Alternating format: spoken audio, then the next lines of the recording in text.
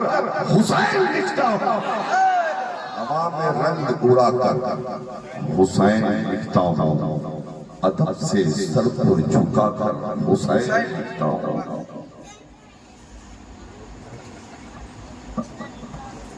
اسلام کی حقانیت کے لیے، قرآن کی صداقت کے لیے، شریعت کی محافظت کے لیے، اللہ کی رضا کے لیے جو مرد مومن میدان جہاد میں اپنی گردن کٹوا دیتا ہے اسے شہید حقیقی کہا جاتا ہے۔ جو اپنی جان دے دیتا ہے اسے شہید حقیقی کہا جاتا ہے۔ ہمارا عقیدہ یہ ہے کہ شہید مارا ضرور جاتا ہے لیکن شہیدوں کو درد کا احساس نہیں ہوتا۔ شہید کاٹا ضرور جاتا ہے لیکن شہیدوں کو درد کا احساس نہیں ہوتا۔ شہیدوں کے جسم کے ٹکڑے ضرور ہوتے ہیں لیکن شہیدوں کو درد کا احساس نہیں ہوتا۔ شہیدوں کے جسم سے گھوڑے ضرور دوڑتے ہیں لیکن شہیدوں کو درد کا احساس نہیں ہوتا۔ ایک جگہ جب ہم نے اپنا یہ عقیدہ بیان کیا، ایک صاحب کھڑے ہو کے کہنے لگے مولانا یہ کون سا فلسفہ سمجھا رہے ہو؟ ایک انسان جب میدان جہاد میں جاتا ہے اور دشمنوں سے جب مقابلہ ہوتا ہے تو شہید کے کبھی پیر کاٹے جاتے ہیں، شہید کا کبھی ہاتھ کٹتا ہے، شہید کی کبھی گردن کٹتی ہے، شہید کے جسم کے ٹکڑے ہوتے ہیں، شہیدوں کے جسم سے لہو نکال لیا جاتا ہے، شہیدوں کے جسم سے گھوڑے دوڑا دیے جاتے ہیں۔ ہاتھ کٹ جائے اور درد کا احساس نہ ہو، پیر کٹ جائے اور درد کا احساس نہ ہو، گردن کٹ جائے درد کا احساس نہ ہو، جسم کے ٹکڑے ہو جائے درد کا احساس نہ ہو۔ یہ کون سا فلسفہ سمجھا رہے ہیں آپ؟ میں نے کہا میاں دنیاوی مثال سے سمجھ لو۔ مثال کے طور پر آپ کے پیر میں کوئی زخم نکل گیا جس کو آپ اپنی زبان میں پھوڑا کہتے ہیں۔ پہلے وہ چھوٹا تھا، آہستہ آہستہ وہ بڑا ہو گیا۔ کسی نے آپ کی توجہ اس زخم کی طرف دلائی، میاں تمہارا زخم بہت بڑھتا جا رہا ہے، جا کے کسی ڈاکٹر سے دکھلاؤ، جا کے کسی سرجن سے معائنہ کرواؤ، کہیں ایسا نہ ہو اس زخم کی وجہ سے تمہاری جان کو خطرہ ہو جائے۔ آپ شہر کے بہت بڑے سرجن کے پاس چلے گئے، آپ نے کہا ڈاکٹر صاحب دیکھیے نا یہ زخم بہت پریشان کر رہا ہے، دوا دے دیجیے تاکہ زخم کا خاتمہ ہو جائے اور میری زندگی سلامت رہ جائے، میرا معاملہ اچھا ہو جائے۔ ڈاکٹر نے معائنہ کیا اور معائنہ کرنے کے بعد ڈاکٹر نے کہا میاں زخم تمہارا اتنا بڑا ہے کہ صرف دوا سے تمہارے زخم کا علاج نہیں ہو سکتا بلکہ اس کے لیے آپریشن کرانا پڑے گا۔ مطلب کیا ہے؟ اگر تم کو اپنی زندگی کی سلامتی چاہیے تو تمہیں جہاں سے زخم ہے وہاں سے اپنا پیر کٹوانا ہوگا، اپنی ہڈیاں کٹوانی ہوگی۔ اب سوچ لو آخر پیر لوگے یا زندگی لوگے، ہاتھ لوگے کہ زندگی لوگے، ہڈیاں لوگے کہ زندگی لوگے؟ آپ نے تھوڑی دیر سوچا اور سوچنے کے بعد کہا ڈاکٹر صاحب اگر پیر نہ رہا تو بغیر پیر کے دنیا میں زندہ رہ لوں گا، میری طرح اور بھی لوگ دنیا میں بغیر پیر کے زندہ ہے۔ اگر ہاتھ نہ رہا تو بغیر ہاتھ کے دنیا میں زندہ رہ لوں گا، اگر جسم کا ایک حصہ نہ رہا تو بغیر ایک حصے کے زندہ رہ لوں گا، لیکن اگر زندگی نہ رہی تو پیر لے کے کیا کروں گا؟ اگر زندگی نہ رہی تو ہاتھ لے کے کیا کروں گا؟ اگر زندگی نہ رہی تو ہڈیاں لے کے کیا کروں گا؟ ڈاکٹر صاحب آپریشن کر دیجئے، بغیر پیر کی دنیا میں جی جاؤں گا۔ اس لیے تاریخ متعین ہوئی، وقت مقررہ پر آپ ڈاکٹر کے پاس پہنچ گئے، ڈاکٹر آپ کو آپریشن روم میں لے گیا لیکن آپ کی ہڈیوں کو کاٹنے سے پہلے ڈاکٹر نے آپ کو دوا کھلایا، ڈاکٹر نے آپ کو بے ہوش کیا، ڈاکٹر نے آپ کی جگہ کو سن کیا، اس کے بعد آپ کا پیر کاٹ دیا گیا، آپ کی ہڈی کاٹ دی گئی، آپ صحت یاب ہو کر آپ اپنے گھر چلے آئے۔ ایک دن مجھ سے آپ کی ملاقات ہوئی، دعا سلام کرنے کے بعد میں نے پوچھا میاں خیریت تو ہے؟ آپ نے کہا ہاں حضرت خیریت ہے الحمدللہ۔ میں نے کہا پیر کٹ گیا؟ ہاں۔ آپ نے کہا جی حضرت پیر کٹ گیا۔ میں نے کہا پیر کٹا ہوگا بڑی تکلیف ہوئی ہوگی، ہڈیاں کٹی ہوگی بڑی تکلیف ہوئی ہوگی۔ آپ نے کہا نہیں مولانا صاحب بالکل تکلیف نہ ہوئی۔ میں نے کہا میاں یہ کون سا فلسفہ سمجھا رہے ہو کہ پیر کاٹ دیا جائے جو درد کا احساس نہ ہو، ہڈیاں کٹ جائے تکلیف کا احساس نہ ہو، گوشت ٹکڑے کٹ جائیں اور تکلیف کا احساس نہ ہو؟ آپ نے کہا مولانا درد کا احساس تو ہوتا لیکن نہیں اس لیے ہوا کہ میرے اوپر دواؤں کا اثر تھا۔ اے جھارکھنڈ کے حسینی مسلمانوں مجھے کہہ لینے دو میرا معاملہ حل ہو گیا کہ اگر دوا کھلا دیا جائے، دنیا کا انجیکشن دے دیا جائے، پیر کاٹا جائے درد کا احساس نہ ہو، ہاتھ کاٹا جائے درد احساس نہ ہو، ہڈیاں کاٹی جائے درد کا احساس نہ ہو، گوشت کاٹا جائے درد کا احساس نہ ہو، تو بولو جس نے محبت خدا کی دوا کھائی ہو اور جس نے محبت مصطفیٰ کی دوا کھائی ہو، اس کی گردن کٹے گی درد کیسے ہوگا، اس کا پیر کٹے گا درد کیسے ہوگا؟ نعرہ تکبیر، نعرہ رسالت، نعرہ رسالت، سبحان اللہ، سبحان اللہ، کیا بات ہے، زندہ باد۔ اس کا پیر کٹے گا درد کیسے ہوگا، اس کی گردن کٹے گی درد کیسے ہوگا؟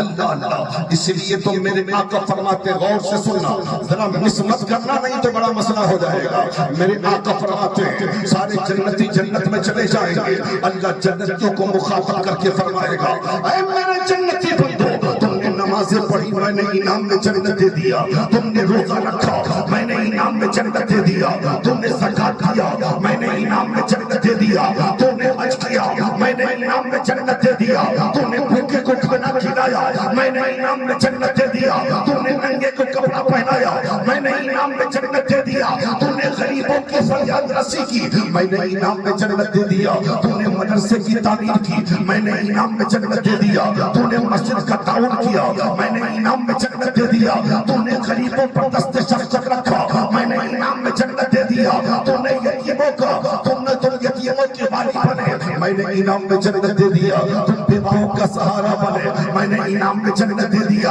اے میرے جنتی بندو، تمہیں جنت میں مزہ آ رہا ہے کہ نہیں؟ تمہیں جنت میں مزہ آ رہا ہے کہ نہیں؟ رسول فرماتے ہیں سارے جنتی بندے کہیں گے، مولا تیری جنت کی بہاریں بے مثال، تیری جنت کا کھانا بے مثال، تیری جنت کا پانی بے مثال، تیری جنت کے محلات بے مثال، مولا تیری جنت میں بہت مزہ آ رہا ہے۔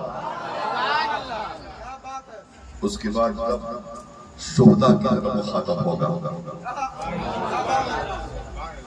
اے میرے شہید بندو، تم نے اسلام کے لیے گردن دے دی، میں نے انعام میں جنت دے دیا۔ تو نے قرآن کے لیے اپنا ایک قطرہ لہو دے دیا، میں نے انعام میں جنت دے دیا۔ تو نے جسم سے گھوڑے دوڑوا لیے، میں نے انعام میں جنت دے دیا۔ تو نے میری رضا کے لیے اپنا ایک ایک قطرہ لہو پیش کر دیا، میں نے انعام میں جنت دے دیا۔ تو نے اپنی پیاری زندگی کو میری رضا کے لیے تج دیا، میں نے انعام میں جنت دے دیا۔ اے میرے شہید بندو، تمہیں جنت میں مزہ آ رہا ہے کہ نہیں؟ رسول فرماتے ہیں تمام شہداء یک زبان ہو کے کہیں گے، مولا تیری جنت کی بہاریں بے مثال، تیری جنت کا کھانا بے مثال، تیری جنت کا پانی بے مثال، تیری جنت کے محلات بے مثال، لیکن مولا تیری جنت میں مزہ نہیں آ رہا ہے۔ جو مزہ میدان کارزار میں آیا تھا وہ مزہ تیری جنت میں نہیں ہے۔ جو مزہ گردن کٹانے میں آیا تھا وہ مزہ تیری جنت میں نہیں۔ رب فرمائے گا میرے بندو، کیا کمی ہے میری جنت میں؟ کیا نہیں ہے میری جنت میں؟ مولا تیری جنت کی بہاریں بے مثال، تیری جنت کا کھانا بے مثال، تیری جنت کا پانی بے مثال، مولا سب کچھ ہے تیری جنت میں، لیکن ایک چیز کی کمی ہے تیری جنت میں، ایک چیز کی کمی ہے۔ رب فرمائے گا کیا نہیں ہے میری جنت میں؟ تو شہداء عرض کریں گے، مولا تیری جنت میں سب کچھ ہے، لیکن تیری جنت میں میدان کربلا نہیں ہے۔ تیری جنت میں سب کچھ ہے، لیکن تیری جنت میں بدر کا میدان نہیں ہے۔ تیری جنت میں سب کچھ ہے، لیکن تیری جنت میں جنگ کا میدان نہیں ہے۔ مولا ہماری خواہش یہ ہے پھر دنیا میں ہمیں بھی اور جنگ کا میدان ہو، اسلام کی عظمت کے لیے، قرآن کی حفاظت کے لیے، تیری رضا کے لیے، دشمن کی تلوار ہو، میری گردن ہو، میں اپنی گردن کٹواتا جاؤں، تجھے راضی کرتا جاؤں۔ یہ عام شہداء کا معاملہ ہے۔ اب بتاؤ جو سید الشہداء ہو ان کا عالم کیا ہوگا، جو نواسۂ مصطفیٰ ہو ان کا عالم کیا ہوگا، جو جنتی جماعتوں کا سردار ہو ان کا عالم کیا ہوگا۔ اللہ اللہ، ہاں جب ان کے گدا بھر دیتے ہیں شاہان زمانہ کی جھولی، محتاج کا جب یہ عالم ہے، مختار کا عالم کیا ہوگا۔ سبحان اللہ، سبحان اللہ۔ صحیح ہے، اب بتائیں یہ بات سمجھ میں آ رہی ہے؟ خبرات نہیں رہے، اب ہم شروع ہو رہے ہیں کربلا۔ ایک نشست میں پورا کربلا بیان نہیں کیا جا سکتا میرے بھائی، میرے جیسا کم پڑھا لکھا مولوی اگر چاہے تو کم سے کم 5 راتیں چاہیے کربلا سننے کے لیے اور بیان کرنے کے لیے، سمجھ رہے ہیں؟ لیکن پھر میں چاہتا ہوں کہ کربلا کے کچھ اہم گوشے آپ کے سامنے رکھوں جس سے ایک سبق نکل کر بھی آپ کو ملنا چاہیے. میں نے سنا ہے کہ آج سے پہلے 2 جلسے اور ہوئے ایک ہی بستی میں. اچھی بات ہے، روز جلسے ہونے چاہیے، لیکن میں ایک بات کہتا ہوں، جہاں آپ نے اپنے اپنے محلے کے اعتبار سے الگ الگ کیا ہے، اگر ملا کر 3 دن کا جلسہ کر لیں، اب پوری شہادت، اب پورا کربلا سن لیں آپ کسی اچھے عالم دین سے، تو کتنا مزہ آئے.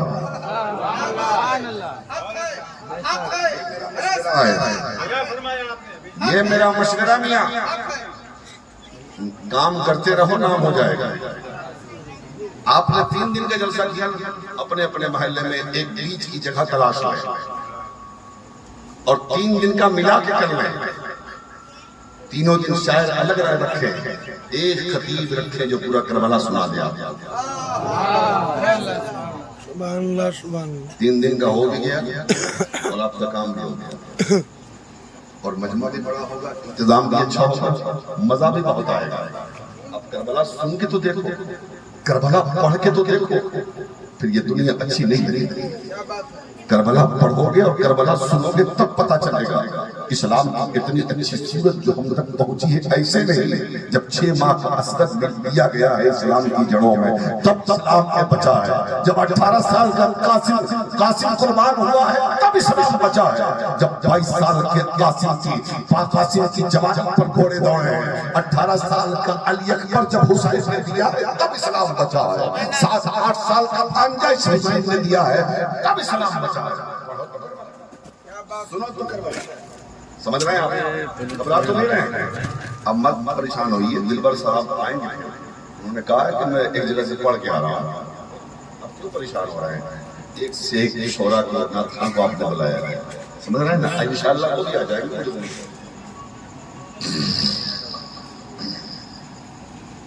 ہو جائے شروع، ہم انشاءاللہ سے بول دینا.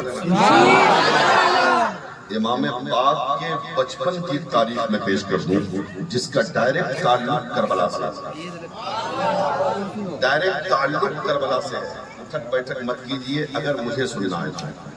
میں ہاتھ پہ زیادہ اٹھواتا نہیں ہوں، لیکن چاہتا ہوں کہ جو محنت میں کر رہا ہوں، ہاں وہ محنت آپ کو پہنچنی چاہیے اور میری محنت کا آپ کو فائدہ ملنا چاہیے. ایسے مائک اتنا اچھا نہیں ہے جتنا اچھا ہونا چاہیے، لیکن یہ میرے آقا حسین پاک کا کرم ہے.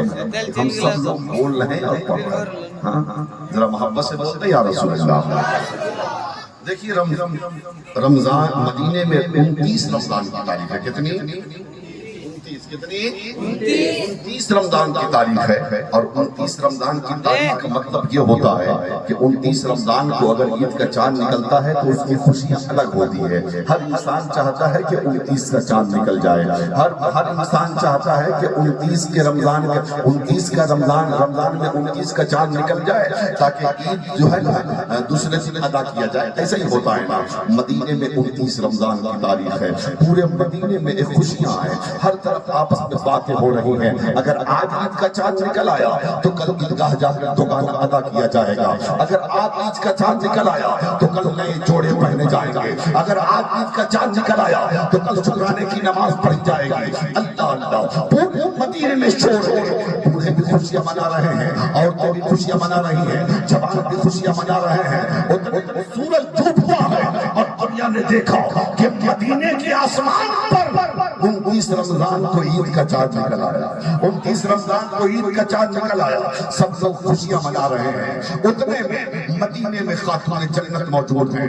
پانی سے افطار فرمایا ہے نبی کی بیٹی حضرت فاطمہ الزہرا نے. اور افطار کرنے کے بعد آپ نے نماز مغرب کے لیے مصلی بچھا دیا. جو ہی عید باندھنا چاہ رہی تھی کہ باہر سے امام حسن آ گئے، باہر سے امام حسین آ گئے اور دونوں بچے آ کر مصلی پہ آ کے بیٹھ گئے. حضرت خاتون جنت کہتی ہے اے میرے بیٹو ہٹو نا مصلی سے، مغرب کی نماز پڑھ لینے دو. امی جان ایک سوال کا جواب دیجئے نا. سینے میں دل ہے، اب وہ دل اگر نرم ہے تو ذرا محبت سے سن لینا. میری ماں بہنوں آپ بھی سن لینا. حضرت خاتون جنت ماں ہے، حسنین بیٹے ہیں، ننھے ننھے ہیں حسین، ننھے ننھے ہیں حسن حسین. اب بیٹو ہٹو نا نماز پڑھ لینے دو. امی جان ایک سوال کا جواب دیجئے نا. کہا بیٹا بولو نا, سنا ہے عید کا چاند نکل آیا ہے. ہاں میرے لال عید کا چاند نکل آیا ہے. کل سب لوگ عیدگاہ جائیں گے نا. ہاں سب لوگ عیدگاہ جائیں گے. کل تو گانا ادا کیا جائے گا نا. ہاں ادا کیا جائے گا. سارے لوگ نئے نئے کپڑے پہن کے جائیں گے نا. ہاں سارے لوگ نئے نئے کپڑے پہن کے جائیں گے. پھر پلٹ کے کہا حسین نے, امی جان سب لوگ نئے نئے کپڑے پہن کے جائیں گے, سب لوگ عیدگاہ جائیں گے. یہ تو بتا دیجئے کہ ہم کون سا کپڑا پہن کے جائیں گے, ہم کون سا چوڑا پہن کے جائیں گے. حضرت خاتون جنت نے کہا تم وہی کپڑا پہن کے جاؤ گے جس کپڑے کو تم نے ابھی پہن رکھا ہے. ابھی رات میں دھل دیں گے, صبح تک سوکھ جائے گا, اور یہی پہن کر تم نانا کے ساتھ عیدگاہ جاؤ گے دکان ادا کرنے کے لیے. بچے تو بچے ہوتے ہیں, دل کے سچے ہوتے ہیں. دونوں بچے ماں کی قدموں سے لپٹ گئے, اور لپٹنے کے بعد کہتے ہیں امی جان ہم پرانا کپڑا پہن کے نہیں جائیں گے, ہم پرانا جوڑا پہن کے نہیں جائیں گے. امی جان ہمیں بھی نیا کپڑا چاہیے, امی جان ہمیں بھی نیا لباس چاہیے, امی جان ہمیں بھی نیا چوڑا چاہیے. حضرت فاطمہ کہتی ہے بیٹو ہٹو نا, نماز پڑھ لینے دو. لیکن بچے کہتے ہیں امی جان پہلے نئے کپڑے کا وعدہ کر لیجئے, پھر ہم مصلی سے ہٹیں گے. ایک طرف ضد ہے بچوں کی, اور ایک طرف فکر لگی ہے نماز کی. ایک طرف خیال ہے بچوں کا, دوسری طرف اہمیت ہے نماز کی. اب خاتون جنت سوچ رہی ہے اگر وعدہ کرتے ہیں تو کپڑا آئے گا کہاں, اگر وعدہ نہیں کرتے تو بچے ہٹیں گے نہیں, جب ہٹیں گے نہیں تو نماز کیسے پڑھوں گے. اسی اسنا میں حضرت خاتون جنت کی آنکھوں سے آنسو آ گئے. جھارکھنڈ کے اسلامی شہزادوں ذرا غور سے سوچنا کہ آج کا ماحول کیا ہے. امیر تو غریب بھی چاہتا ہے کہ پہلے ہم اپنے بچوں کے لیے عید کے کپڑے کا انتظام کر دیں. اگر پیسے نہیں ہیں تو قرضہ لے کر لوگ عید کا کپڑا سلا دیتے ہیں, اس لیے وہ جانتے ہیں کہ ہم تو پرانا پہن لیں گے, لیکن بچوں کی عید نئے کپڑوں میں ہوتی ہے.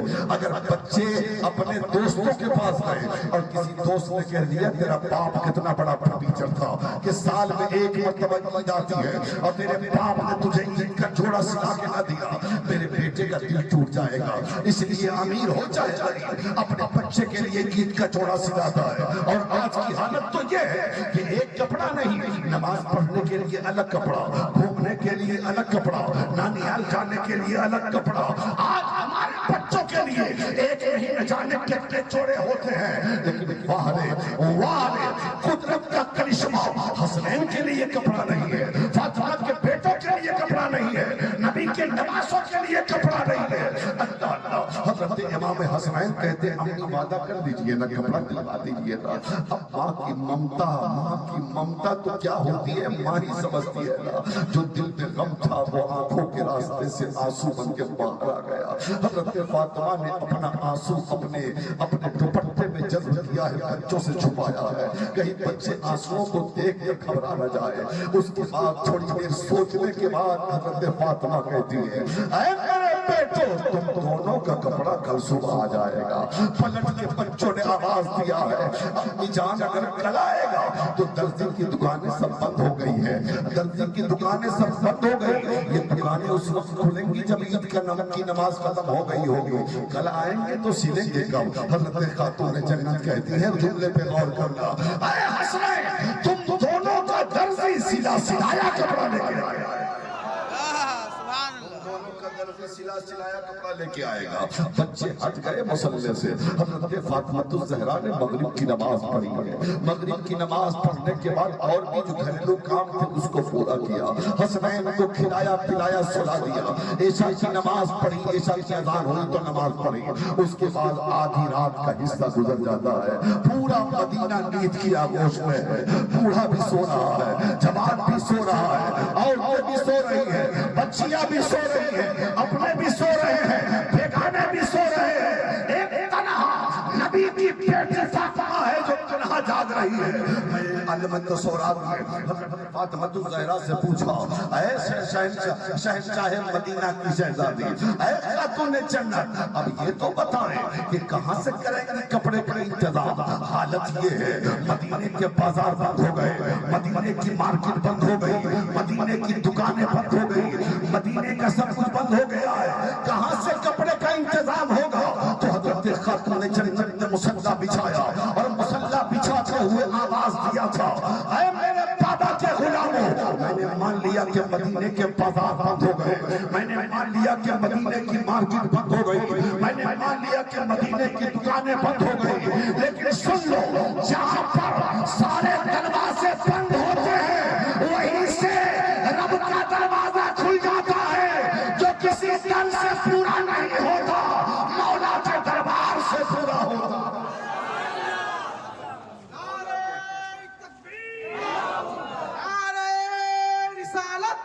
یا حسین یا حسین یا حسین، نعرہ تکبیر۔ سمجھ میں آ رہی ہے بات؟ اچھا لگ رہا ہے؟ بے شک گھبرا تو نہیں رہے آپ؟ میں آنکھ بند کر کے تقریر نہیں کرتا ہوں، آپ مجھے دیکھیے میں آپ کو دیکھوں، سمجھ رہے ہیں نا؟ اب وہ تقریر ہی نہیں جو سمجھ میں نہ آئے، تو آپ سمجھ رہے ہیں، اس لیے بار بار پوچھتا ہوں کہ کہیں مس نہ ہو جائے معاملہ۔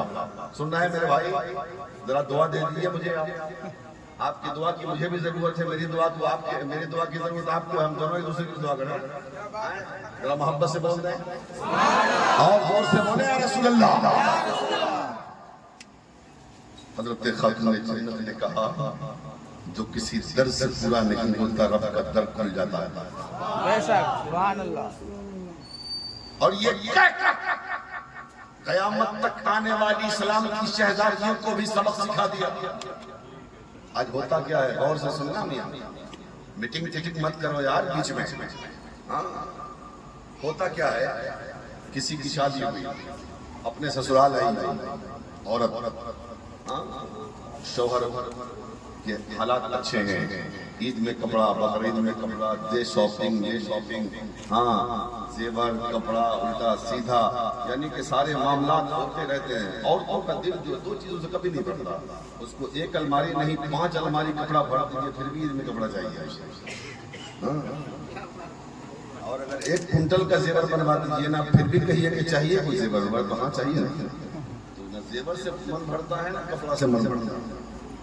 عجب معاملہ ہے کہ ہمیشہ معاملات اچھے رہے، دیتا رہا شوہر، اور اگر کبھی معاملات اچھے نہ رہے، کاروبار اچھا نہ رہا، کسی دن کہا اگر چلو اس عید میں کپڑا مت لو، بہت سارے نئے جوڑے تمہارے الماری میں رکھے ہیں اسی میں سے سلا دو، پھر دیکھیے ہوا کی بیٹی کا جماعت، یہ فرٹیچر ہے، نکمہ ہے، آج تک اس کے یہاں چین نہیں ملا، ہمیشہ دقت میں رہی، اگر شوہر نے کہہ دیا آج تک کپڑا کس کا پڑنا عید میں، ارے میرا بھائی لا کے دیتا ہے نا، معاملہ ٹھیک ہے تو ٹھیک، اب تھوڑا سا گڑبڑ ہوا تو شکوہ شکایت ادھر ادھر کرنا شروع۔ سب کی بات نہیں کرتا ہوں، اکثر عورتوں کا حال ہی ہے، لیکن جو وفا شعار ہو، جو کنیز فاطمہ ہو، وہ کبھی شوہر کے لیے، شوہر کے بارے میں شکوہ نہیں کرتی۔ حضرت خاتون جنت نبی کی بیٹی نے مصلی بچھا کر رب کی بارگاہ میں عریضہ پیش کر کے آنے والی اسلام کی خواتین کو قیامت تک کے لیے سبق دیا، اے اسلام کی شہزادیوں، اگر زندگی میں کوئی مصیبت آوے، اگر زندگی میں کوئی پریشانی آوے، اگر کوئی تمنائیں ادھوری رہ جائے، اگر کوئی مصیبت کا سامنا کرنا پڑے تو کسی کے سامنے شکوہ شوہر کی مت کرنا، بلکہ رات کے سناٹے میں اپنے گھر میں ویسے ہی مصلی بچھا دینا جیسے فاطمہ نے مدینے میں مصلی بچھایا ہے، کسی سے مت کہنا، اپنے رب سے کہہ دینا، اس لیے کہ جو بات رب سے پوری ہوتی ہے وہ کسی در سے پوری ہوتی ہے۔ اس لیے میرے ماں بہنوں، تمہارے ساتھ پریشانی آوے تو تم بھی کبھی رات میں مصلی بچھا کے دیکھو، سمجھ رہے ہیں؟ حضرت خاتون جنت نے مصلی بچھا دیا۔ علامہ حنیف القادری صاحب ٹھیک چل رہا ہے؟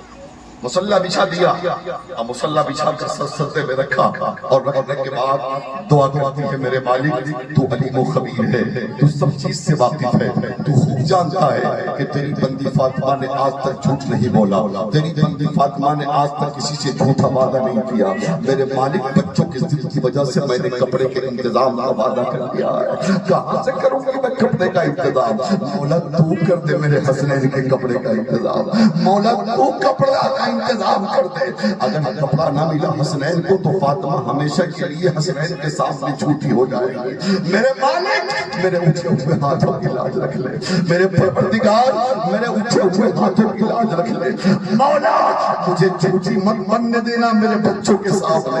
اللہ اللہ رات پر نہیں روتی رہی نبی کی بیٹی, رات پر گڑگڑاتی رہی نبی کی بیٹی. فاطمہ روئے دعا قبول نہ ہو, فاطمہ دعا کرے اور دعا قبول نہ ہو, ایسا ہو ہی نہیں سکتا ہے. حضرت خاتون جنت دعا کرتی ہے, ایسے ہی صبح کی سفیدی نمودار ہوئی. اندر دروازے پہ کوئی دستک دے رہا ہے, اندر سے آواز آئی کون؟ باہر سے آنے والے نے کہا حسنین کا درزی ہوں, کپڑا لے کر آیا ہے. حسنین کپڑا لے کر آیا ہوں. حضرت خاتون جنت نے تائید غیبی سمجھ کر, نصرت غیبی سمجھ کر اس دشت کو لے لیا جس میں کپڑا تھا اور سجدہ شکر ادا کیا, میرے مالک تو نے میری لاج رکھ لی ہے. حسنین ابھی بیدار نہیں ہوئے. حضرت امام حسن حسین جب بیدار ہوئے نا تو جب کھولا گیا تو اس میں دو جوڑا تھا, ایک جوڑے کا رنگ لال تھا, ایک جوڑے کا رنگ ہرا تھا. حضرت امام حسن نے ہرا پسند کیا, حضرت امام حسین نے لال پسند کیا, اور حضرت خاتون جنت نے دونوں بچوں کو نہلایا دھلایا, آنکھوں میں سرما لگایا, بال میں تیل لگا کر کنگھا کیا, عطر میں معطر کیا, اور ابھی نیا جوڑا دونوں بچوں کو پہنا رہی تھی, بچوں کو سجا سوار رہی تھی. اتنے میں شب اسرا کے دولہا تشریف لا رہے ہیں, مدینے والے آقا تشریف لا رہے ہیں. حضرت جان نے دور سے دیکھا بچوں کو نئے جوڑے میں, تو مصطفیٰ مسکرا پڑے اور یہ مسکرائے جان سی کلیوں میں پڑ گئی, یوں لب کشا ہوئے کہ گلستہ بنا دیا. رسول فرماتے ہیں فاطمہ بچوں کے لیے نیا جوڑا کہاں سے منگوایا؟ تو خاتون جنت کہتی ہے بابا جان اللہ اللہ کا رسول بہتر جانتا ہے, اللہ اللہ کا رسول بہتر جانتا ہے. کچھ مولوی 630 لوگ کہتے ہیں نبی کو کچھ خبر ہی نہیں ہے, لیکن حضرت فاطمہ کا عقیدہ دیکھو. حضرت فاطمہ جان رہی ہے کہ جب بچوں نے کپڑے کا انتظام کا وعدہ کروایا تو مصطفیٰ موجود نہیں تھے. جب میں نے وعدہ کیا جب مصطفیٰ موجود نہیں تھے, جب کپڑا نہ آیا تو مصطفیٰ موجود نہیں تھے, لیکن جب رسول اللہ نے پوچھا بیٹی پایا کہاں سے کپڑا, تو فاطمہ کا عقیدہ کہہ رہا ہے. فاطمہ کہتی ہے بابا جان اللہ اللہ کا رسول بہتر جانتا ہے. گویا کہ فاطمہ کا عقیدہ یہ ہے میرے بابا اگرچہ نہیں تھے لیکن یہ امام الانبیاء ہے, یہ ختم الرسل ہے, یہ اگرچہ نہیں تھے ان کو سب. سبحان اللہ, اور یہی ہمارا عقیدہ ہے, سبحان اللہ, یہی ہمارا عقیدہ ہے, یہی عقیدہ بریلوی کے امام احمد رضا کا ہے. اسی لیے تو کہہ دیا اور کوئی غیب کیا تم سے دیا او بھلا, جمنا خدا ہی چھپا سبحان اللہ. حضرت خاتون جنت کہتی ہے اللہ اللہ کا رسول بہتر جانتا ہے. تو میرے آقا نے بھی یہ نہیں کہا کہ فاطمہ کیسی بات کرتی ہو, تم سے بچوں نے کپڑے کا وعدہ کروایا تھا, تو تھا ہی نہیں, مجھے کیا پتا بچے کپڑا آیا تو میں نہیں تھا, ہاں تم رات بھر روتی رہی تو میں نہیں تھا. مصطفیٰ نے نہیں فرمایا بلکہ میرے آقا فرماتے ہیں ہاں میری بیٹی میں بتاتا ہوں کپڑا کہاں سے آیا ہے, میں بتاتا ہوں کپڑا کس نے بھیجا ہے. اب بابا جان بتائیے نا, آقا کریم ارشاد فرماتے ہیں اے میری بیٹی فاطمہ کل شام بچوں نے تم سے کپڑے کا سوال کیا اور تم نے دل ناخواستہ کپڑوں کے انتظام کا وعدہ کر لیا, اور رات کے سناٹے میں تم نے مصلی بچھا کر اپنے پروردگار کی بارگاہ میں عریضہ پیش کیا. تو رب نے کہا اے جبرائیل سدرا پر بیٹھنے کا وقت نہیں ہے, بلکہ جنت سے 2 جوڑے لے لو اور حسنین کے نیند سے بیدار ہونے سے پہلے فاطمہ کے گھر پہنچا دو, تاکہ جب حسنین بیدار ہو تو انہوں کو نیا کپڑا مل سکے, نیا جوڑا.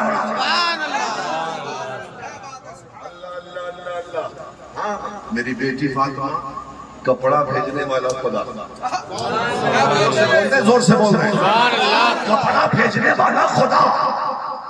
کپڑا جنت سے آیا تھا اور کپڑا لانے والے جبرائیل. سبحان اللہ. اب ذرا رکے یہاں, اب دیکھ لیں حضرت فاطمہ نے کیا کہا, بیٹا تم دونوں کا درزی سلایا کپڑا لے کے آئے, اور آنے والا کپڑا لے کر آنے والا کہتا ہے حسنین کا درزی ہوں کپڑا لے کے آئے. سبحان اللہ. مصطفیٰ فرماتے ہیں یہ کپڑا لانے والا کوئی دوسرا نہیں ہے, یہ سید الملائکہ ہے. سبحان اللہ. یہ بلبل سدرا ہے. پتہ چلا حسین اس ساتھ گرامی کا نام ہے جن کے درزی بن کر سید الملائکہ جبرائیل امین جنت سے کپڑا لا رہے ہیں. سبحان اللہ. کیا بات ہے. جبرائیل آویں کیا بات ہے ان کی عظمت کا کیا کہتے ہیں کیا بات ہے حق ہے